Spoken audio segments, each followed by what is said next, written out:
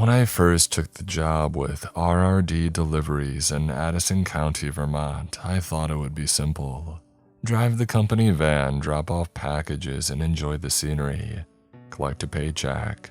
I had moved from Philadelphia after my divorce, looking for peace and quiet and maybe some time to work on the book that I had always been threatening to write for years. What I found instead was a job with a very strict, non-negotiable set of rules. This is what they were. Rule number 1. Never enter a customer's home regardless of invitation or weather conditions. Rule number 2. If a delivery address has a red flag on the mailbox, leave the package at the end of the driveway. Do not approach the house. Rule number 3.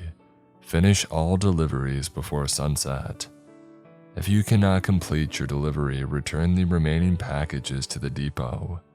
Never deliver after dark. Rule number 4. If you see a deer carcass on the road with its head missing, turn around immediately and find another route. Rule number 5. Never accept food or drink from customers, no matter how harmless it may seem. Rule number 6. If a child answers the door alone, do not hand over the package. Leave immediately and report the address to dispatch. Rule number 7. If you hear a car horn honking repeatedly on a deserted road, do not stop to investigate. Drive away as quickly as possible. I thought at first that they were bizarre local superstitions or overblown responses to isolated incidents. It took me less than a week to discover how wrong I was. My third day on the job, I had a delivery for a farmhouse about 20 minutes outside of town, tucked away at the end of a winding dirt road. It was early March and a late season snow had made the roads treacherous. The house belonged to an elderly woman named Verna Caldwell, according to my notes. I pulled into the driveway, noticing the lack of tire tracks or footprints in the snow. The house itself was a sprawling Victorian, once grand but now showing signs of neglect. Peeling paint, missing shingles, windows shrouded in yellowing lace curtains. The package was heavy, some kind of medical equipment according to the labeling. I trudged through ankle-deep snow to the front porch and I rang the bell. After a full minute, the door creaked open to reveal a tiny woman with snow-white hair and eyes so pale blue that they were almost transparent. She wore a faded floral dress, despite the biting cold. "Mrs. Caldwell," I asked, forcing a smile through my teeth. "I have a package for you." She squinted at me and then at the box in my hands. "Oh, yes, my medicine. Please, young man, bring it inside. These old bones can't lift such things anymore." I hesitated, remembering rule number 1. But the snow was falling harder now and the woman looked so frail. What harm could it do? "Of course," I said, following her into a dim hallway that smelled of mothballs and something sickly sweet underneath. The interior of the house was cluttered with decades of accumulated possessions. Stacks of yellowed newspapers, porcelain figurines crowded on every surface, framed photographs covering the walls. But what struck me most was the temperature. Despite the blizzard outside, the house was stiflingly hot. "Oh, just through here," Mrs. Caldwell said, leading me toward what I assumed was the living room. "You can set it down near my chair." I followed, the floorboards creaking beneath my boots. As we passed a partially open door, I glanced inside and froze.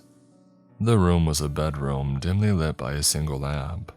On the bed lay what I first thought was a mannequin, a life-size doll dressed in an old-fashioned suit. But mannequins don't have skin that sags around the jaw, or wisps of real hair carefully combed across a balding scalp. It was a man, elderly and impossibly thin, lying perfectly still on top of the covers. His eyes were open, staring blankly at the ceiling.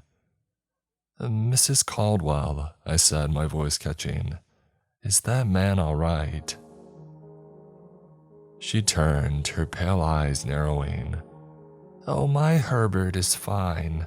He's resting, he doesn't like to be disturbed." I stepped closer to the doorway, unable to help myself. The man hadn't blinked one time since I had noticed him. His chest didn't appear to be moving. "Ma'am, I think you might need medical attention." Her expression hardened. "I told you he's resting. He gets like this sometimes. Now come along, the living room is just ahead." Something was very wrong. I set the package down in the hallway, backing toward the front door. "Actually, I just remembered that I'm not supposed to come inside customers' homes. Company policy. I'll leave this here for you." Her face changed then, the grandmotherly facade dropping away. "You shouldn't have looked in that room, boy." Her voice had dropped an octave, suddenly stronger. "Herbert doesn't like strangers seeing him like this." I was at the door now, fumbling for the knob. "I'm sorry to have disturbed you. Have a good day, Mrs. Caldwell." She moved with a surprising speed for somebody her age, positioning herself between me and the door. "But you've only just arrived. Herbert would love to meet you properly. He so rarely gets visitors these days." Behind me, I heard a door creak. Turning, I saw the bedroom door opening wider, though no one was visibly pushing it. "I really have to go," I insisted, finally managing to open the front door. "Other deliveries, you know." Mrs. Caldwell's hand shot out, gripping my wrist with shocking strength. "Don't be rude, young man. It's only a little visit. Herbert needs his medicine, you see, and you look so healthy." I yanked my arm free and stumbled backward onto the porch. Without looking back, I ran to my van, slipping twice in the snow. As I fumbled with my keys, I glanced at the house. Mrs. Caldwell stood in the doorway watching me. Behind her, a tall, skeletal figure appeared, a man in an outdated suit, moving in jerky, unnatural motions. His head tilted at an impossible angle, but his eyes were fixed directly on me. I've never started a vehicle so quickly in my life. As I peeled out of the driveway, I caught one last glimpse in my rearview mirror. Both figures standing in the snow perfectly still, watching my retreat. Back at the depot, I reported what I had seen to my boss. His reaction surprised me. No shock, no disbelief, just a wary nod. "Rule number 1, he said quietly. Never enter a customer's home. Now you understand it." He made a note in his ledger and then picked up the phone and made a call that I couldn't quite hear. The next day, I learned that the sheriff had visited the Caldwell house and found it empty. No elderly woman, no man in a suit, not even furniture. According to property records, the house has been abandoned for nearly a decade after an elderly couple had died there, Herbert and Verna Caldwell. The package which I left in the hallway was never recovered. As you could imagine, I was a lot more careful after the Caldwell incident, following the rules with religious devotion. But I was still curious about where they came from. Why were they so specific? My boss was pretty tight-lipped, but Mara, the dispatcher who had worked at R&R for almost 15 years, was more forthcoming. "Oh yeah, that rule about the red flags. That started with Orrin Peckley, back in 2012. She told me over coffee one morning. He was one of our best drivers, former military, punctual, good with the customers. According to Mara, Orrin had been delivering to a remote property on the outskirts of town, marked by a red flag on the mailbox. It was a large property, several acres of dense woodland, surrounding a modest farmhouse. The owner was somewhat infamous in the area, a recluse who had moved from California a few years prior, rumored to have been involved in some kind of cult activity on the West Coast. Despite explicit instructions to leave all packages at the end of the driveway, Oren had decided to save the customer a long walk in the rain and delivered a package directly to the front door. No one knows exactly what Oren saw at that house. He returned to the depot hours later than scheduled, visibly shaken, his clothes soaked with what he claimed was only rainwater, though Mara had her doubts. He quit the next day, packed up his apartment, and moved away without leaving a forwarding address. 3 days later, police responded to complaints about a foul odor coming from Willards' property, the place where Oren had delivered the package. They found Willard dead in what appeared to be some kind of ceremonial space in his basement, a concrete room with unusual stains on the floors and walls covered in photographs. Hundreds of photographs, all showing people who seemed unaware that they were being photographed, people at grocery stores walking their dogs sitting in cars, and dozens of photos of R&R delivery drivers, including Oren, going about their routes over the previous months. The official cause of Willard's death was listed as suicide, but the responding officers had nightmares for weeks after. Several of them retired early or transferred to different departments, and the red flag that had once marked Willard's mailbox was added to R&R's list of warning signs. I didn't fully believe Mara's story until a month into my employment, when I pulled up to a remote cabin and saw a freshly painted red flag attached to the mailbox. Following protocol, I left the package, a heavy box from a hunting supply company, at the end of the long driveway, took my confirmation photo and prepared to leave. As I was getting back into the van, I noticed movement at the tree line.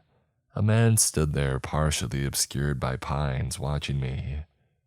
He was tall, dressed in camouflage, his face obscured by what looked like a hunting mask. In his hands was what appeared to be a high-powered rifle. I pretended not to notice him, calmly getting into my van and driving away. In my mirror, I saw him emerge from the woods, retrieve the package, and then stand in the middle of the road, watching my vehicle until I turned a corner and lost sight of him. When I described the man to my boss later, he nodded grimly and made another note in his ledger. The next day, the address was removed from our delivery routes without explanation.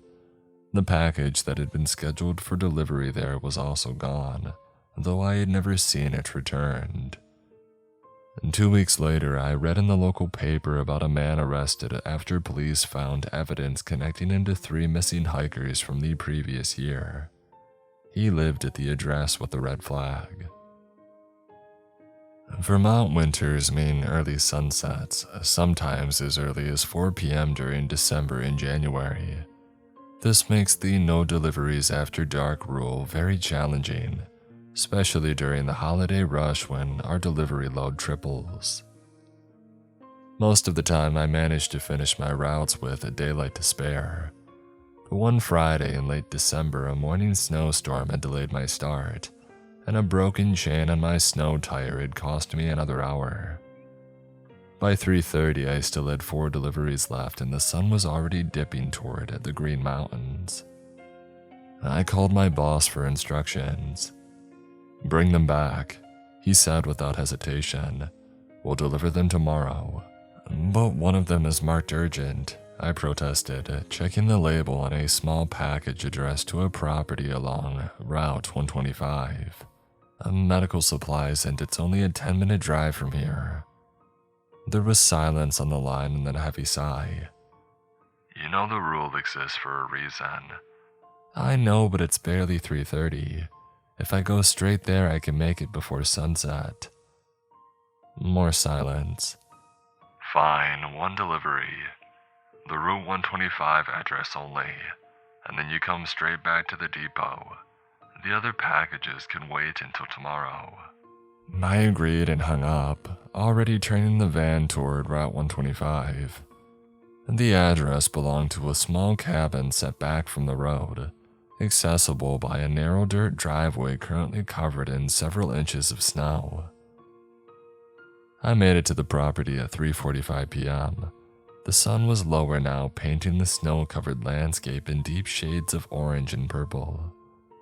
I calculated that I had another 15 minutes of daylight left, Plenty of time to drop off the package and get back on the main road. The cabin appeared empty at first glance. No lights, no smoke from the chimney, no car on the driveway.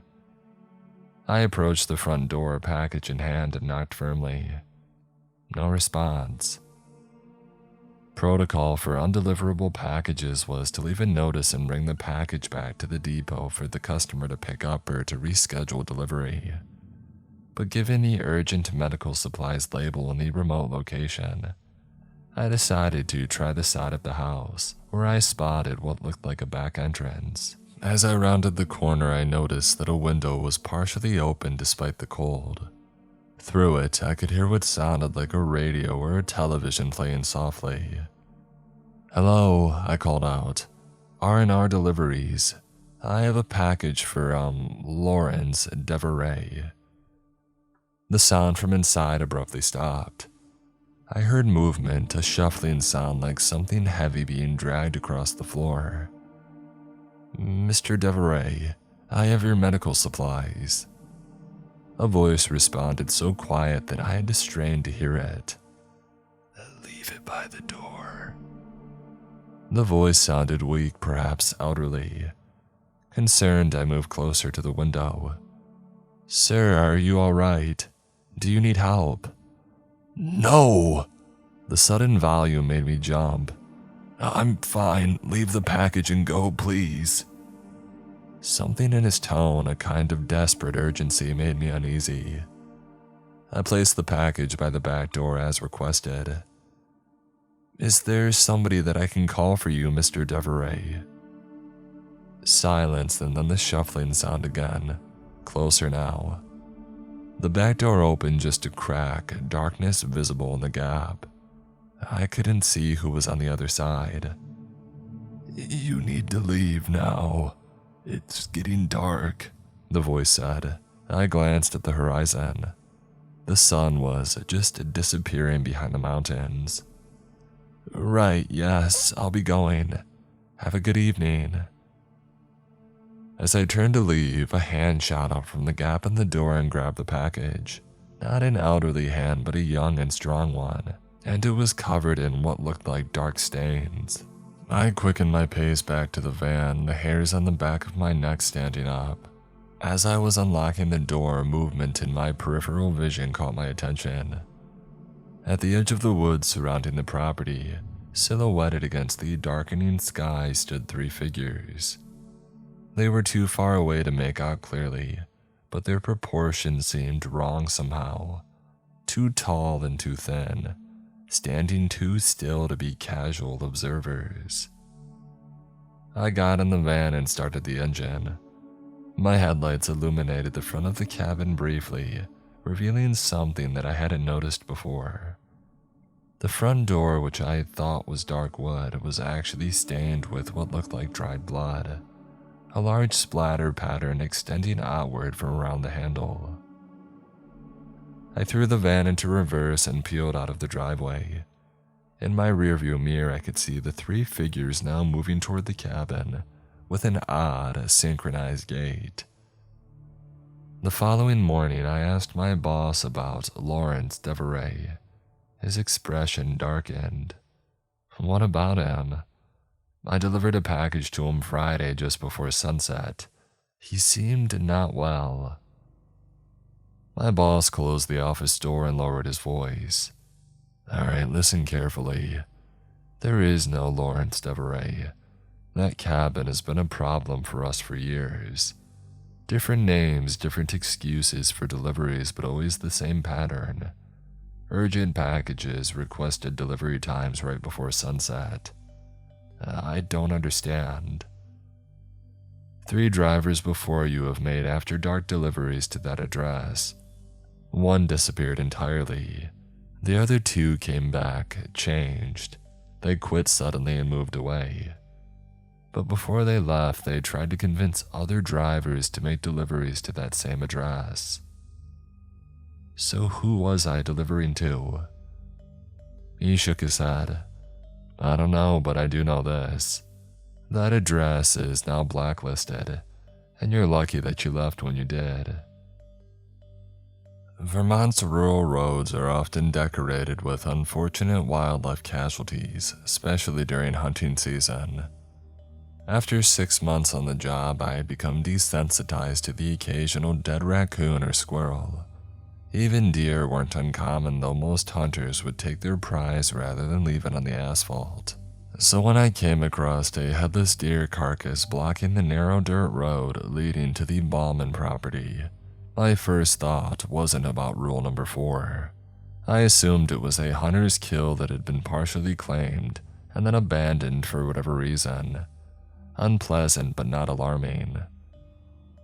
I was about to drive around it when I remembered the rule. It seemed absurd. I mean, what difference did it make if the deer was missing its head? But after my experiences with the other rules, I wasn't taking chances. I put the van in reverse and began looking for an alternate route to the Ballman residence. My GPS showed a longer way that would add about 20 minutes to my drive. Annoying but manageable. As I turned the van around, I noticed something odd about the deer carcass that had escaped my initial observation. There was almost no blood on the road. A recently killed deer, especially one that had been decapitated, should have left a substantial puddle of blood. This one looked as if it had been carefully drained first, and then deliberately placed in the center of the road. I took the alternate route, checking my mirrors frequently to make sure that I was not being followed. The Ballman property was located in one of the most remote areas on my way, surrounded by dense forest on 3 sides and a small lake on the 4th. The only access was via the narrow dirt road that I had abandoned, or the longer route that I was currently taking. When I finally arrived, I was met by Mrs. Ballman, a woman in her mid-60s with sharp features and the no-nonsense demeanor of someone who had spent her life in rural isolation. She seemed surprised to see me.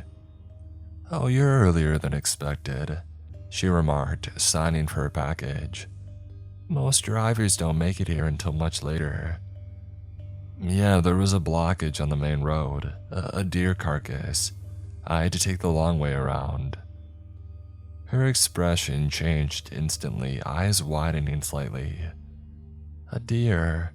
Missing its head by any chance?" I nodded, suddenly uneasy.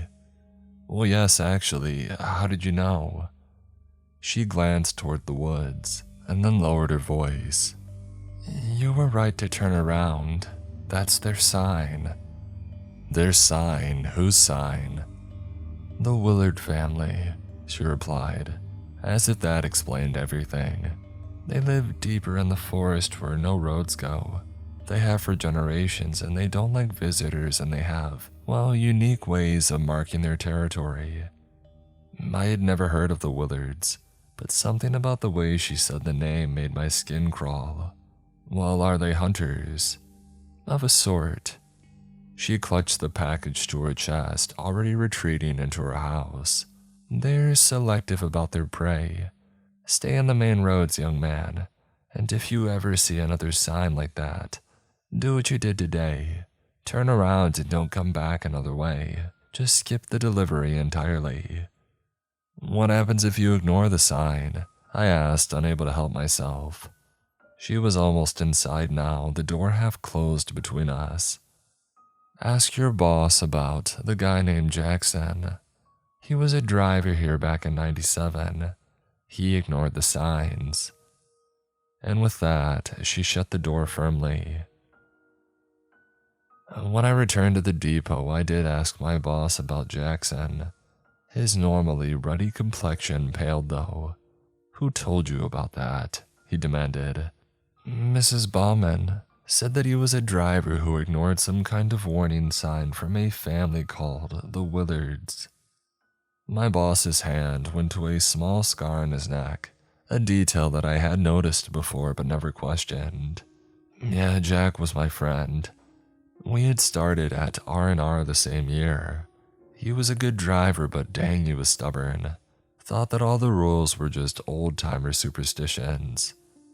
According to my boss, Jackson had encountered a headless deer on a remote road, but continued anyway. His van was found there 3 days later, abandoned about 5 miles from where he should have been.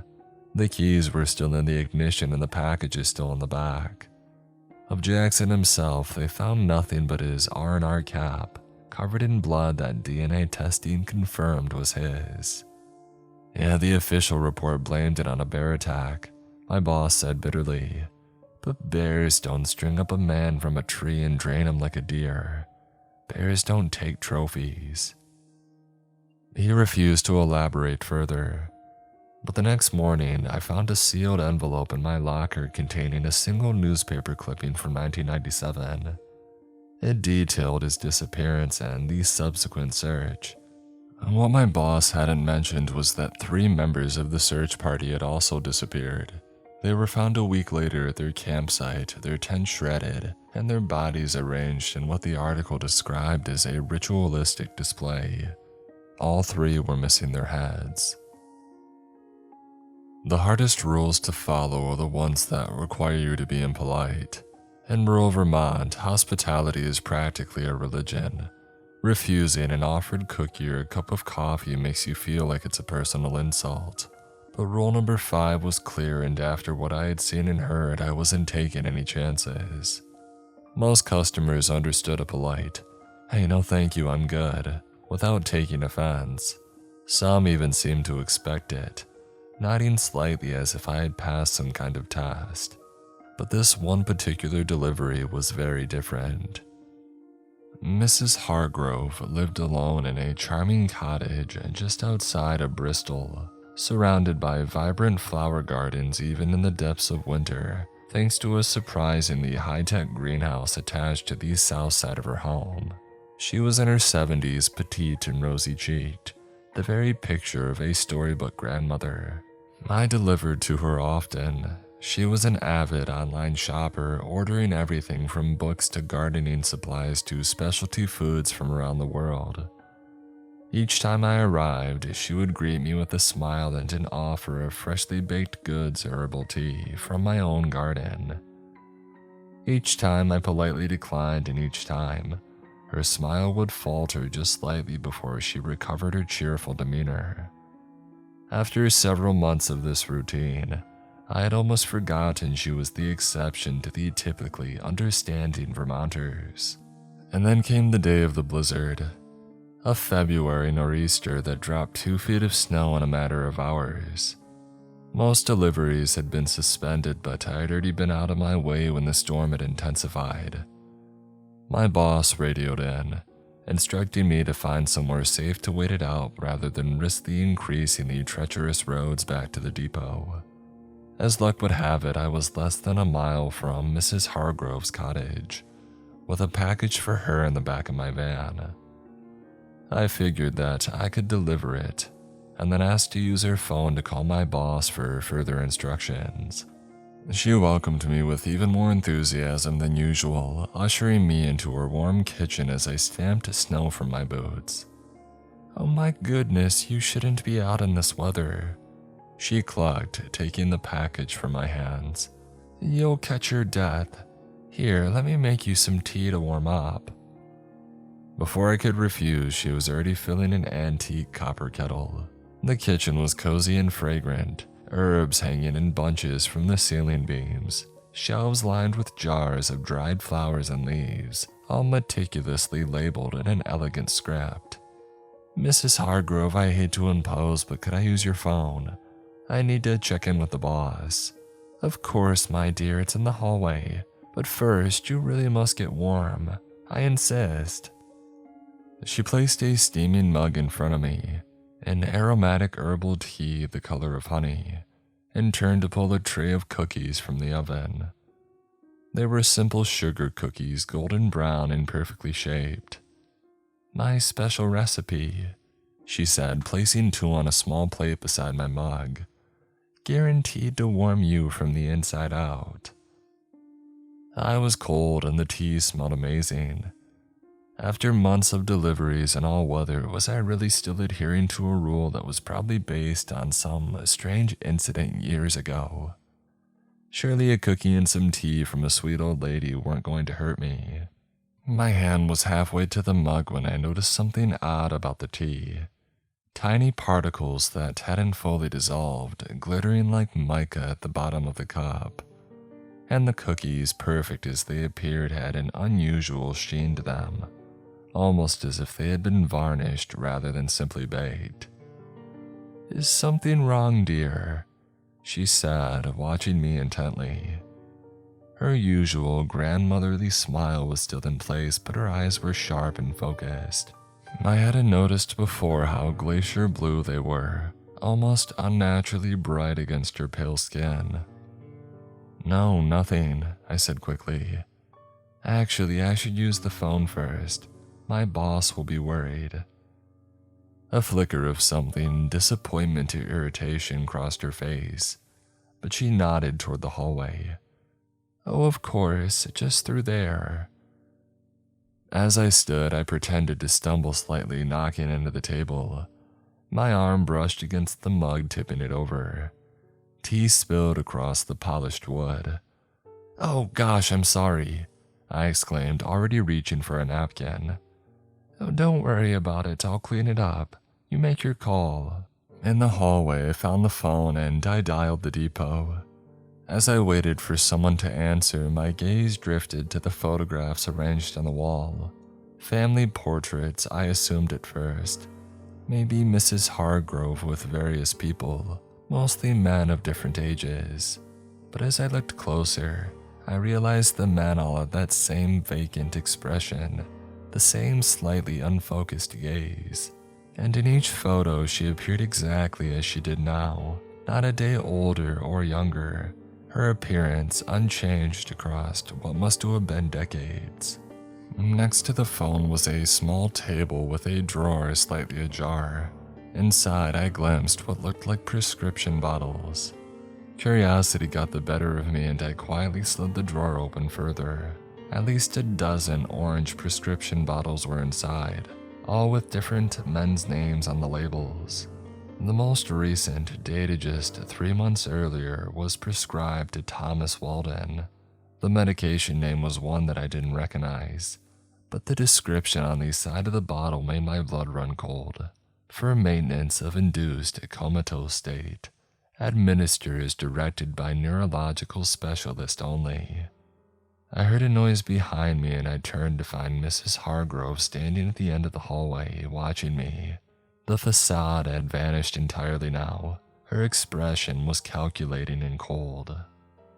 "Find what you're looking for?"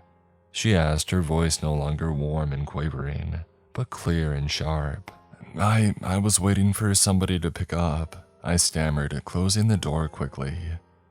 "Oh, no one's going to answer," she said, taking a step toward me. "The lines are down because of the storm. You'll have to stay until it passes." She was blocking the path to the front door. Behind her, the kitchen and the back door suddenly seemed very far away. "That's okay," I said, trying to keep my voice steady. "The van has a radio. I can get back to it now that the snow has let up a bit." It was a lie. The storm was still raging outside, but I needed to get out of this house. "Oh, don't be ridiculous," she said, taking another step closer. "You can't drive in this, and besides, I've been so looking forward to having company." Her hand slipped into the pocket of her apron, emerging with what looked like a small pepper grinder. But instead of peppercorns, I glimpsed something green and crystalline inside. "What's in the tea, Mrs. Hargrove?" I asked, backing up until I hit the wall. Her smile returned, but it didn't reach her eyes. "Just herbs from my garden. Special ones that help my guests relax. Stay. They all do in the end." In a flash of clarity, I realized what the photographs on the wall really were. Not family, but a collection. Trophies. I lunged past her, catching her by surprise. She grabbed for my arm but missed, her nails scraping along my jacket. I ran through the kitchen and out the back door into the blinding snow. The van was where I had left it, already covered in several inches of fresh powder.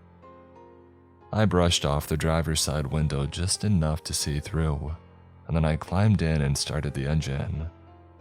The tires spun in the snow before finally catching. As I pulled away, I saw Mabel stood in the middle of the road watching me go, that pepper grinder still clutched in one hand. She raised the other hand in what almost looked like a wave, but her expression remained cold and calculating, planning.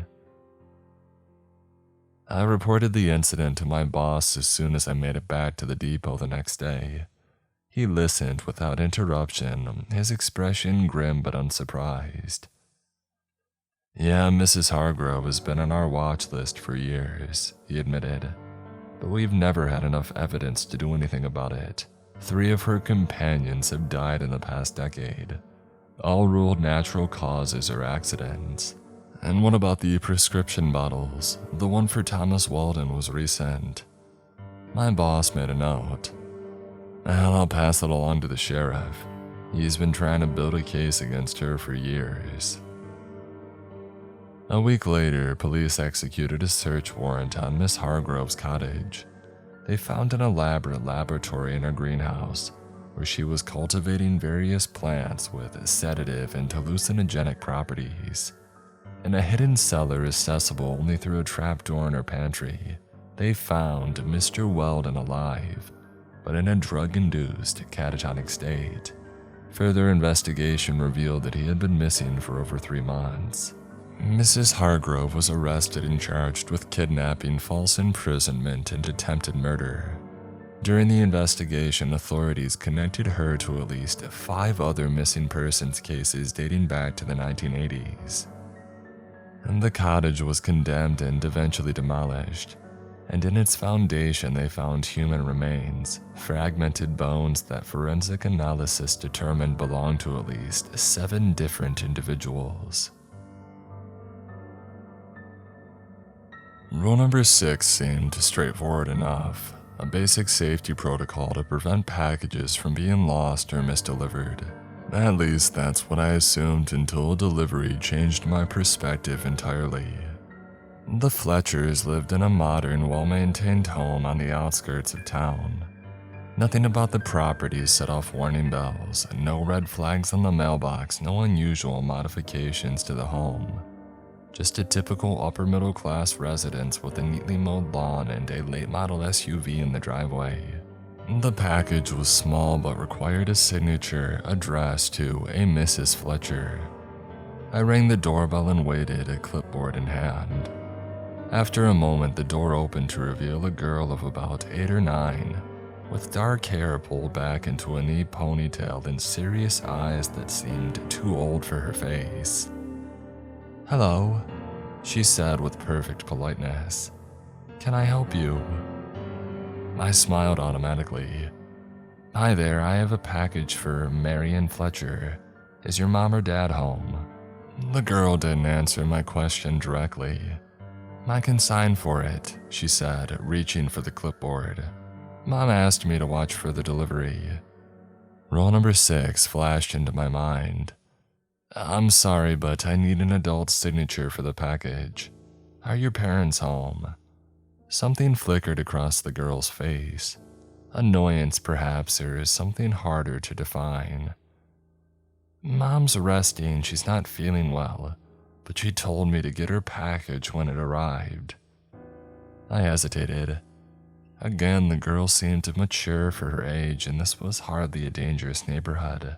But rules were rules, and after my previous experiences, I wasn't taking any chances. "I'm sorry, I'll have to come back when your mom is available.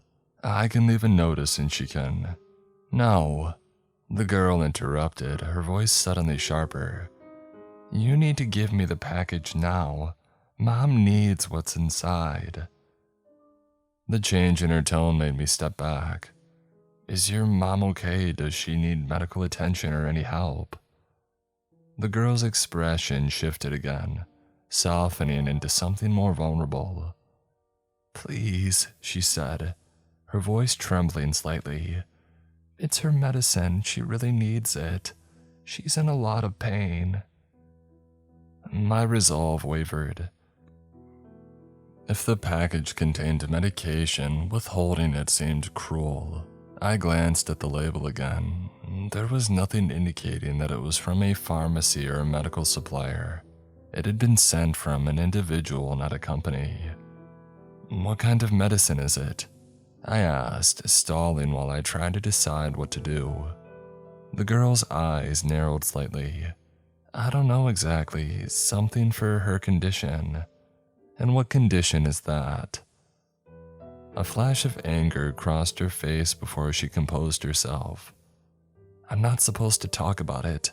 Please, just give me the package." Something felt wrong about this entire interaction. The girl's demeanor kept shifting between mature politeness and something more demanding, almost adult in its intensity. "I'll tell you what," I said, stepping back toward my van. "I'll call my dispatcher and see if they can reach your mom by phone to authorize leaving the package with you. How does that sound?" The girl's hand shot out, grabbing my wrist with a surprising strength. "No, don't call anyone, just leave it with me, nobody needs to know." I pulled my arm free, genuinely unsettled now. "I'm sorry, but I can't do that. I'll come back tomorrow." As I turned to leave, the girl called after me, but her voice sounded suddenly off. "She won't let you leave, you know. Not now that you've seen me." I spun around. The girl stood in the driveway, her posture changed. She stood straighter, her head tilted at an odd angle, her eyes fixed on me with an intensity that was decidedly not childlike. "Who are you talking about?" I asked, already backing away toward my van. "Mother," the girl replied. "She collects things, pretty things. She keeps them in the basement, and she'll want to keep you too." From inside the house came a thudding sound like something heavy falling, or something heavy moving. The girl smiled, revealing teeth too sharp and numerous. "Too late," she sing-songed. "She's coming." I didn't wait to see who or what Mother might be. I ran to my van, threw the package onto the passenger seat, and peeled out of the driveway, gravel spraying behind my tires. Looking back, I saw the girl still standing there watching me go, and behind her a tall and possibly thin silhouette appeared, one hand coming to rest on the girl's shoulder in a gesture that seemed protective, like a parent. When I reported the incident to my boss, he immediately called up the sheriff's department.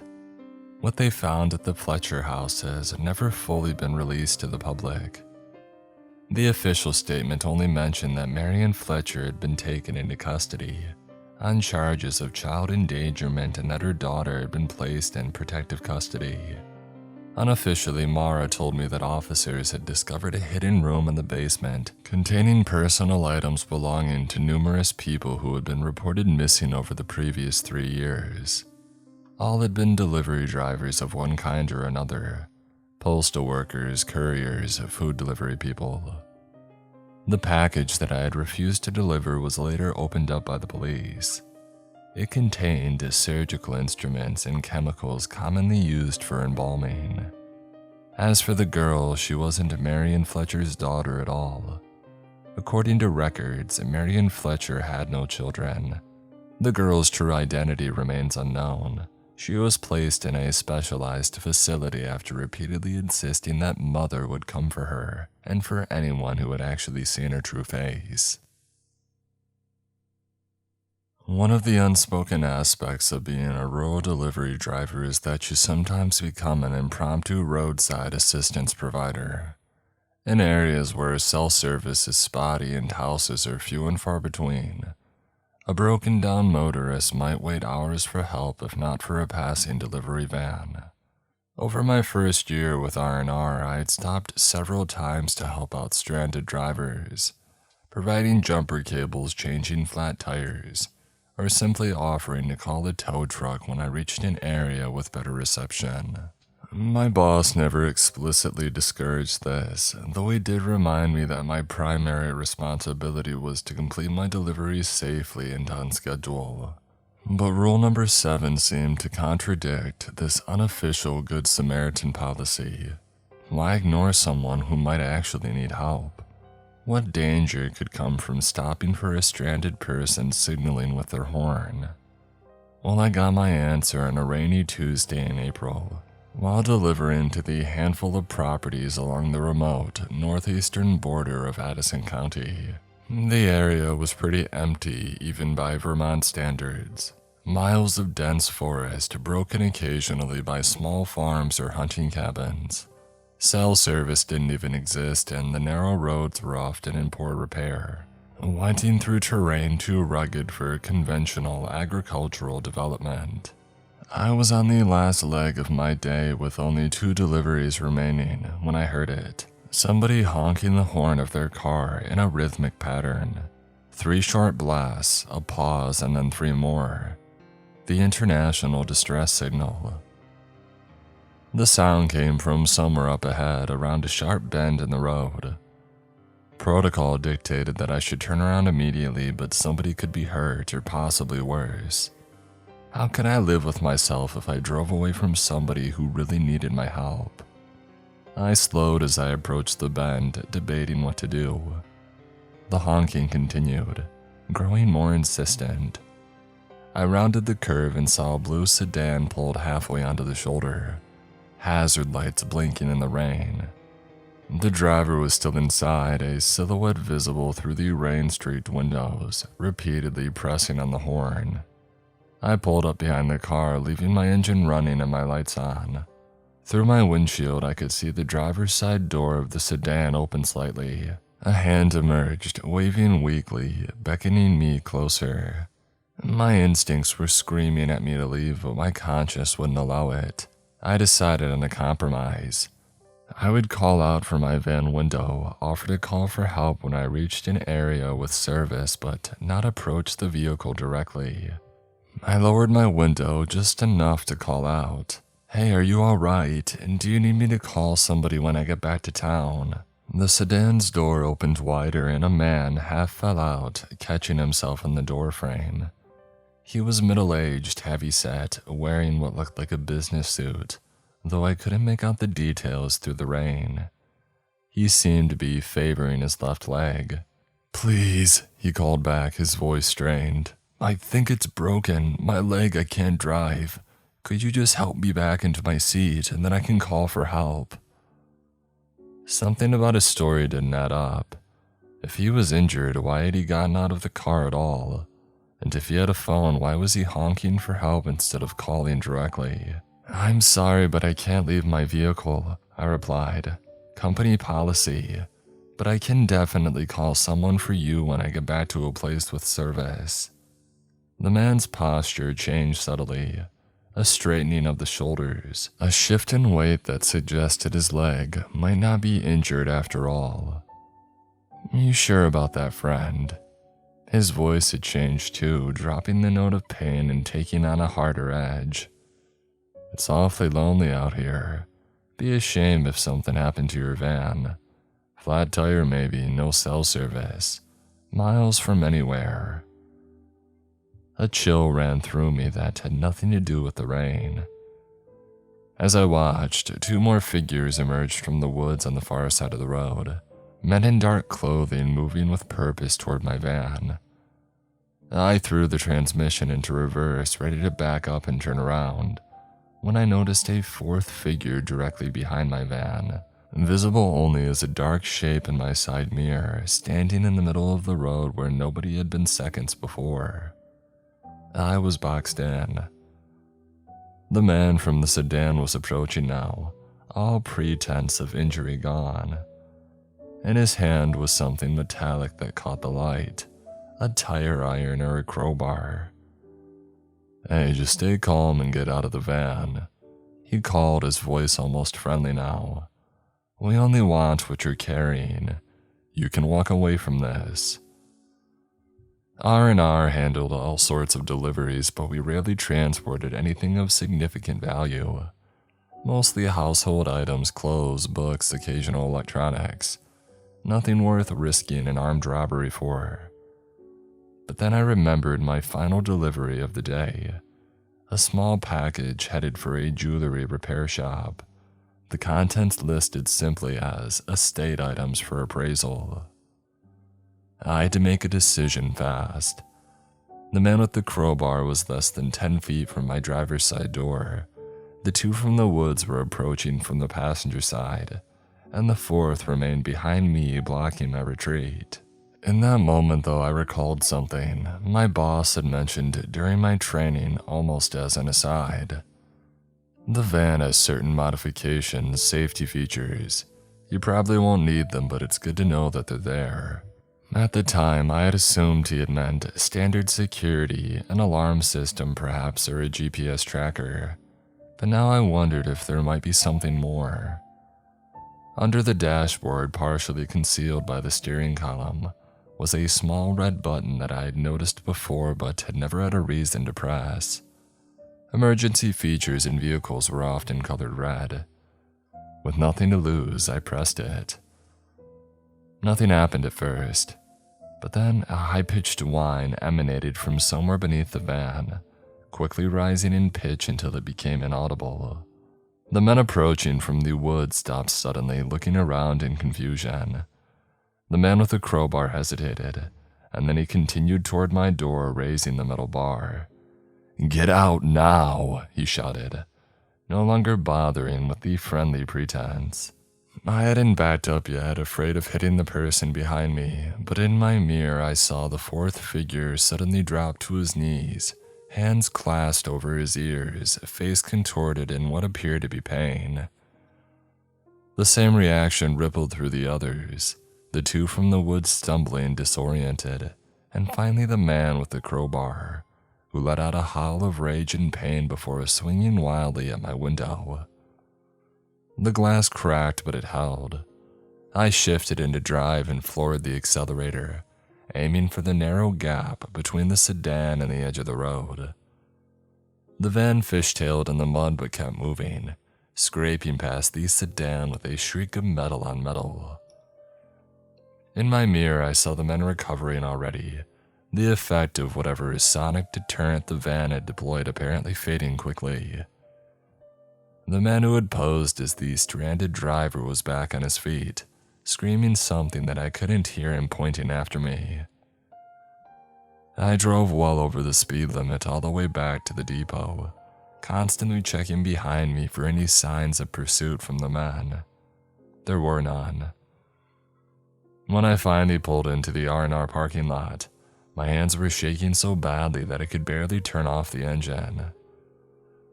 My boss was there waiting for me, concern evident on his weathered face. "You activated the defense system," he said. It wasn't a question. I nodded, still trying to process what had happened. Well, there were 4 of them. They tried to make it look like somebody needed help, but they wanted to rob the van. My boss sighed heavily. "Not the van, they wanted you." "Me? Why would they?" "Because they always want the drivers." He interrupted, his voice tight with an emotion that I couldn't immediately identify. "Have you ever wondered why we have these rules? Why we're so careful about when and where we deliver? It's not just about efficiency or customer service." He led me into his office and closed the door.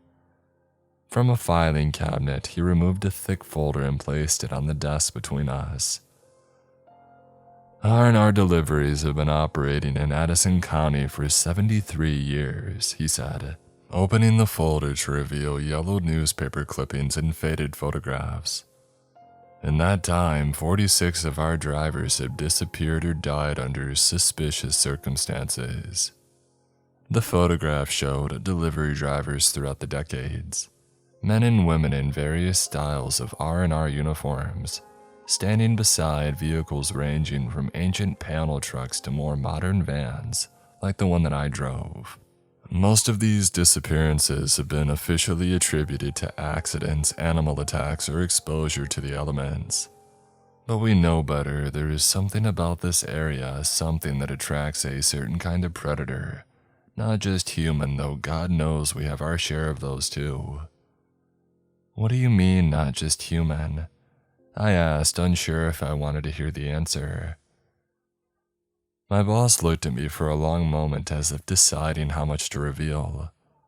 You've followed the rules, Ellis. You've seen what happens when they're broken. You tell me, do you think all of the dangers you've encountered have been natural? Before I could answer, he continued. The incident today is what we call a horn trap. It's one of the oldest tricks, but it's still effective. A group that calls themselves the Collectors sets them up 2 or 3 times a year, targeting delivery drivers, postal workers, anyone who might be alone on those back roads. But why? What do they want? Different things from different victims. Some they rob and release, others. He trailed off, and then tapped a photograph of a young man in a 90s-style R&R uniform. Calvin Wilson disappeared after responding to a distress call much like the one that you described. 2 weeks later, parts of him were found scattered across 3 different properties, each piece carefully preserved. I felt sick. And the police. They do what they can, which isn't much. The Collectors are careful, they move around, change their methods, and they have connections in the area. People who look the other way. So that sonic device in the van. A deterrent. It emits a frequency that causes disorientation and pain in humans. It doesn't last long, but it gives our drivers a chance to get away. We installed them 5 years ago after losing 2 drivers in a single month. I thought about the other rules now, seeing them in a new light. Not just superstitions or local legends, but a defense system built from hard-won experience, each rule a response to a specific threat. The rules that keep you alive. My boss said, closing the folder. They're not perfect, nothing is out there, but they're the best protection we have against what's waiting in these woods and the back roads. He paused, studying my face. The question is, knowing what you know now, do you still want this job? I should have quit on the spot. I mean, any sane person would have. But something about the way that he asked, as if he already knew my answer, as if he had seen something in me from the beginning that I hadn't recognized in myself, made me hesitate. What happens if I stay? I asked. A ghost of a smile crossed his face. You keep delivering packages, you follow the rules, and eventually you help train the next driver, pass on what you've learned. And if I go? The smile faded. Then you go, but they know your face now, the Collectors. They don't forget and they don't forgive being thwarted. Just something to consider. I did consider it for all of about 30 seconds, and then I nodded once. I'll stay. He didn't seem surprised. He just handed me a new laminated card, identical to my original rule card, but with one addition at the bottom. Rule number 8.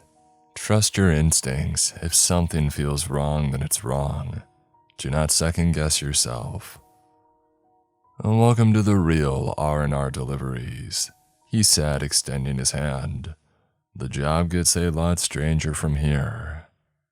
He wasn't exaggerating either. In the 3 years since that day, I've learned that the first 7 rules were only the beginning. A starter kit for navigating the strange ecosystem that existed out here in the remote corner of Vermont. I've encountered things that defy explanation, people who shouldn't exist, and dangers that no delivery training manual could ever prepare you for. I have broken rules when necessary and created new ones based on my own bitter experience. I've lost colleagues and found unlikely allies. And through it all, I've continued to deliver packages to the remote homes and hidden corners of Addison County, because that's the job. Somebody has to do it, and better someone who knows the rules than someone who doesn't.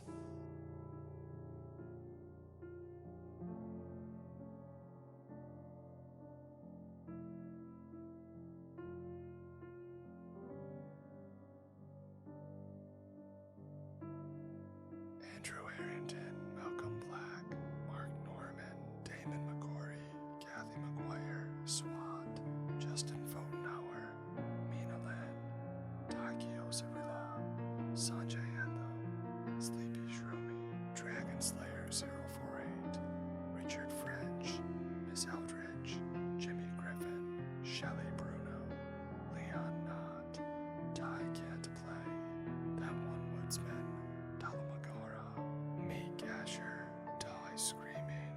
in a sigh.